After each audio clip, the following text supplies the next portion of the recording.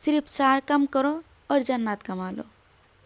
ایک حدیث شریف میں آیا ہے کہ اگر کوئی عورت 5 وقت کی نماز ادا کرتے ہیں، رمضان شریف کے روزے رکھتے ہیں اور اپنی حیا کی حفاظت کرتے ہیں، اور چوتھی ہے اپنے شوہر کی اطاعت کرتے ہیں، تو اس کو کہا جائے گا کہ تم جنت کے جس دروازے سے چاہو داخل ہو جاؤ۔ سبحان اللہ، کتنا آسان کر دیا نا اللہ تعالیٰ نے عورت کے لیے جنت میں داخل ہونا۔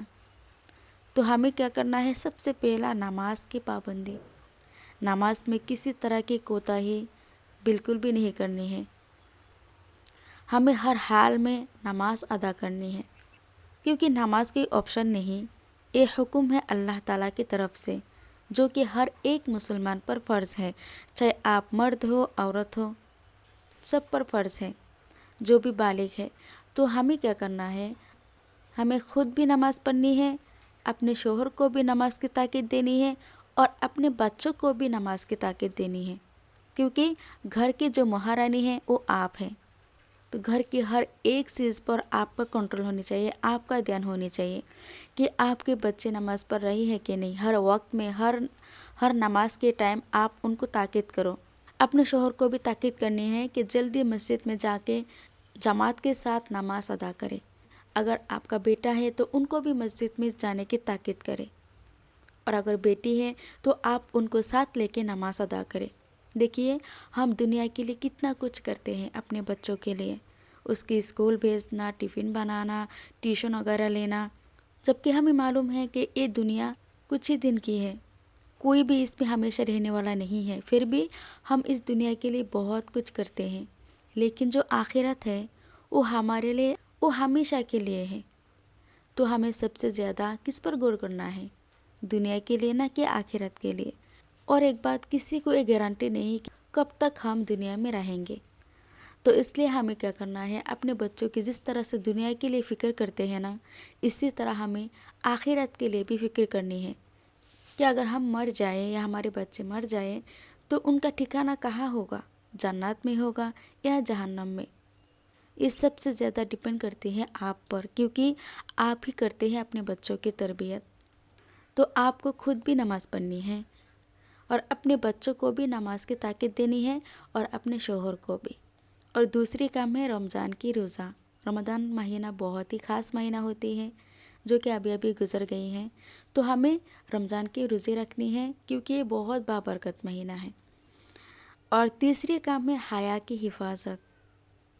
وہ بھی بہت بڑی چیز ہے، اپنے حیا کی حفاظت کرنا۔ ایک بات سمجھ لیں کہ اگر آپ کے پاس سونا ہو یا قیمتی ہیرا ہو، ڈائمنڈ ہو، تو آپ کیا کرو گے؟ کیا اسے کھلا ایسے ہی رکھ دو گی، یا اسے کور کر کے اچھی طرح سے چھپا کے رکھو گی؟ کیونکہ وہ بہت قیمتی ہے۔ اسی طرح عورت بھی بہت قیمتی ہے، اس لیے اللہ تعالیٰ چاہتے ہیں کہ عورت جو اتنی قیمتی ہے وہ بھی اپنے آپ کو چھپا کے رکھے، تاکہ ہر کسی کی گندی نظر نہیں پڑتی ہے۔ یہ بالکل بھی جھوٹ ہوگا۔ تو میں یہی کہوں گی، جو بھی غیرت مند عورت ہوگی وہ اپنے آپ کو ہمیشہ چھپا کے رکھنے کی کوشش کرے گی۔ تو ہم عورتوں کو کیا کرنا ہے؟ پہلے اپنے آپ کو کور کرنا ہے، اس کے بعد اگر آپ کی بیٹی ہے تو آپ کو اپنے بیٹی کو بھی پردہ کرنا سکھانی پڑے گی۔ غیرت جو ہے نا وہ بچپن سے ہونی چاہیے۔ اگر آپ اپنی بیٹی کی حیا کو بچپن سے ہی ختم کر دو گی تو وہ بڑا ہو کے کہاں سے سیکھے گی؟ اس لیے ہمیں کیا کرنا ہے؟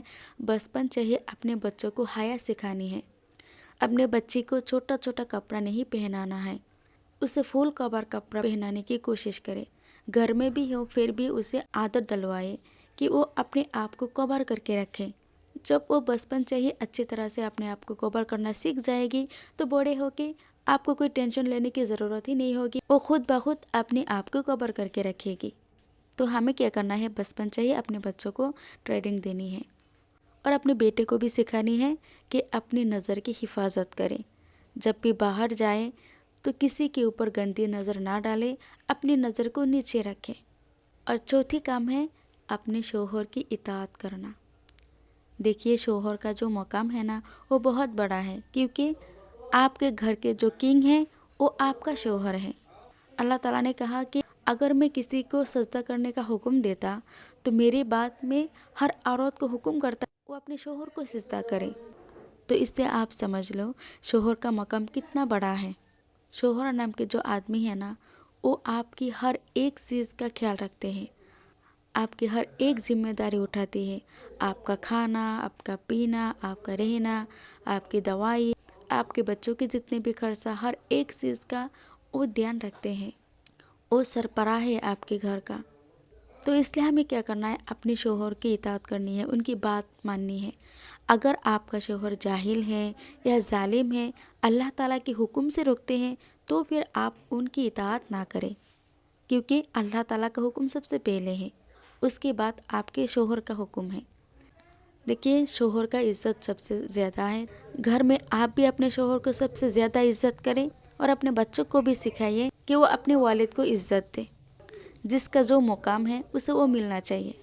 تو اگر ہم اس طرح سے اس حدیث پر عمل کر لیتے ہیں تو انشاءاللہ اللہ تعالی ہم سے کہے گا تم جنت کے جس دروازے سے چاہو داخل ہو جاؤ۔ کتنا آسان ہے نا، کتنا خوشی ہوگی اس دن۔ لیکن ہم کہاں کھڑے ہیں؟ آج ہم دنیا کے پیچھے بھاگ رہے ہیں، فیشن کے پیچھے، موبائل کے پیچھے، ڈرامہ، سیریال، ان سب کے پیچھے ہم پڑے ہیں۔ دوسروں کی لائف دیکھ کے ہم اپنے آپ کو کمتر سمجھتے ہیں۔ اس کی لائف کتنی خوبصورت ہے، وہ کتنی خوشحال زندگی گزر رہے ہیں اور ہمارے پاس تو کچھ بھی نہیں۔ لیکن یاد رکھیے گا اصلی کامیابی ان چیزوں میں نہیں ہے، نہ تو فیشن میں ہے، نہ ہی اچھے گھر گاڑی میں ہے۔ اصلی کامیابی ہے اللہ تعالیٰ کی رضا میں۔ کیا اللہ تعالیٰ ہم سے راضی ہے؟ کیا ہم نے اللہ تعالیٰ کو راضی کر لیا؟ یہی ہے اصلی کامیابی۔ جو نیک عورت ہوگی وہ سب سے پہلے اپنی نماز کی پابندی کرے گی، اور کبھی بھی کسی بھی حال میں اپنی نماز کو نہیں چھوڑے گی، کیونکہ نماز کوئی آپشن نہیں، یہ فرض حکم ہے اللہ تعالیٰ کی طرف سے، ہمیں ہر حال میں ادا کرنی ہے۔ اور دوسری چیز ہے زبان کو کنٹرول کرنا، کیونکہ زیادہ تر عورتوں سے کیا ہوتی ہے، غیبت ہو جاتے ہیں۔ ہم جب بھی کوئی دو چار عورتیں ایک ساتھ بیٹھ جاتے ہیں نا، تو ہم کیا کرتے ہیں، آپس میں کسی کی غیبت کرنے لگ جاتے ہیں۔ ہمیں یہ احساس ہی نہیں کہ یہ جو غیبت ہے نا، یہ بھی بہت بڑی گناہ ہے، یہ بھی حرام ہے۔ تو ہمیں حرام کام سے خود بھی بچنی ہے۔ اگر آپ غیبت نہیں بھی کر رہے ہو، آپ کسی کی غیبت سن بھی رہی ہو، پھر بھی آپ برابر کا گناہ گار ہو۔ تو ہمیں غیبت نہ تو کرنی ہے اور نہ ہی غیبت سننی ہے۔ اگر کوئی آپ کے پاس کسی کی برائی کرنے لگے تو آپ فوراً اسے روک دو کہ ہمیں اس کے بارے میں بات نہیں کرنی، کیونکہ اگر ہم تھوڑی دیر کے لیے بات کریں گے تو ہم گناہ گار ہو جائیں گے، اور قیامت کے دن کیا ہوگا، وہ آپ کے سارے نیک عمل لے کے جائے گی۔ جس دن ہماری مدد کے لیے کوئی نہیں ہوگا، نہ آپ کے پاس آپ کا شوہر رہے گا، نہ آپ کے ماں باپ رہیں گے، نہ آپ کے دوست رہیں گے، نہ آپ کے بچے رہیں گے، اس دن میں اگر کوئی آپ کے پاس جو ہے وہ بھی کوئی لے کے جائے تو آپ کو کیسا لگے گا؟ تو ہمیں غیبت بالکل بھی نہیں کرنی ہے۔ تو اللہ تعالی ہم سب کو اس حدیث پر عمل کرنے کی توفیق عطا فرمائے، آمین۔